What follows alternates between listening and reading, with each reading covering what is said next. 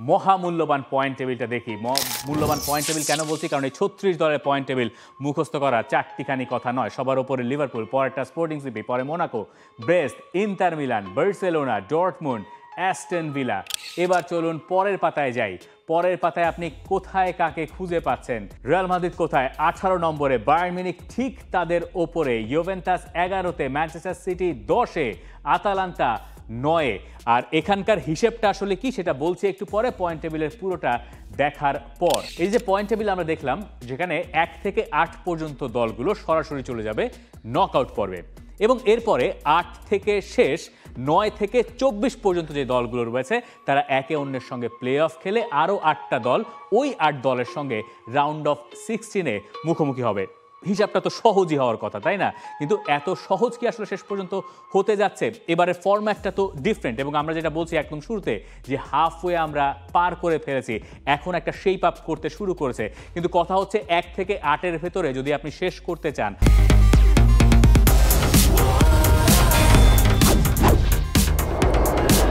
বাংলাদেশের প্রথম লিমিটলেস ইন্টারনেটে ছাড়িয়ে যাক নিজের লিমিট, অথবা 9 থেকে 24-এর ভেতরে আপনি শেষ করতে চান, তাহলে আপনার জন্য কত পয়েন্ট প্রয়োজন?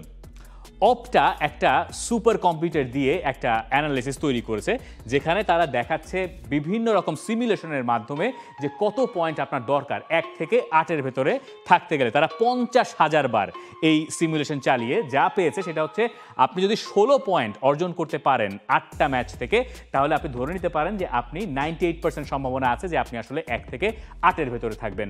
আর যদি আপনার 15 পয়েন্ট থাকে, তাহলেও আপনার সম্ভাবনা প্রায় 73%।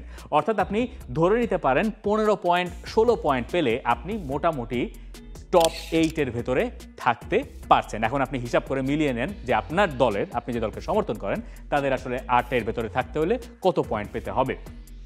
আর তারা হিসাব করে দেখেছে যে 14 পয়েন্ট পেয়ে টপ 8-এর ভেতরে থাকার সম্ভাব্যতা হচ্ছে 28%। তার মানে যে দাঁড়াচ্ছে, এইটা সম্ভাব্যতা তো আপনি বুঝতেই পারতেছেন যে এটা একদমই কম। তার মানে 14 পয়েন্টস হয়তো আপনার দলের জন্য যথেষ্ট হবে না। 15 বা 16 পয়েন্ট পেলে আপনি ধরে নিতে পারেন আপনার দল 1 থেকে 8-এর ভেতরে থাকবে। কিন্তু 1 থেকে 8-এর ভেতরে তো এই মুহূর্তে ম্যান সিটিও নাই, রিয়াল মাদ্রিদ নাই, বায়ার্ন মিউনিখ নাই। তো এত সব বড় দলকে বাদ দিয়ে তো আর সব কিছু হবে না। তো আপনার হিসাবটা করতে হবে 9 থেকে 24 পর্যন্ত কি দাঁড়াচ্ছে ঘটনা। 9 থেকে 24-এর ভেতরে আপনি যদি শেষ করতে চান এইরকম একটা অবস্থানে, তাহলে আপনার ন্যূনতম 10টা পয়েন্ট লাগবে, এবং এই 10টা পয়েন্ট পাওয়ার জন্য 10টা পয়েন্ট যদি আপনি পান, তাহলে আপনি বলতে পারেন যে 99% ক্ষেত্রে আপনি আসলে সফল হবেন। 9 থেকে 24-এর ভেতরে আপনি থেকে যাবেন। আর যদি আপনি 9 পয়েন্ট পান, তাহলে আপনার সম্ভাব্যতার গ্রাফটা নেমে আসবে 69%-এ। কিন্তু তারপর আপনি বলতে পারেন যে 9 পয়েন্ট পেলে আপনার দল তারপরও সেফ।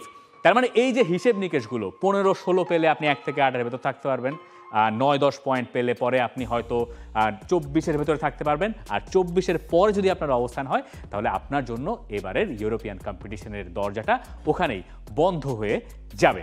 তো এই হচ্ছে হিসেবের ফিরিস্তি। এই হিসেব হয়তো আমরা সামনের দিনগুলোতে আরও বেশি মেলাবো। For more updates, subscribe to our YouTube channel and click on the bell icon. Follow us on Facebook and Instagram. Download T-Sports app to enjoy exciting games and highlights. Visit tsports.com.